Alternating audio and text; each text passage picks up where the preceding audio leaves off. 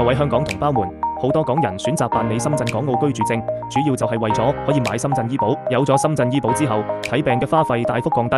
睇一次病都只係得幾百蚊啫。大家都知啦，香港公立醫院雖然睇病唔使錢，但係排隊等嘅時間好長，成日病到自己好咗仲未排到號，而香港私立醫院嘅費用又貴到離晒譜，隨便生啲病就要使幾萬蚊，真係頂唔順啊！今日就同大家分享下港人辦理深圳居住證嘅最新流程，各位同胞們一定要點讚收藏好，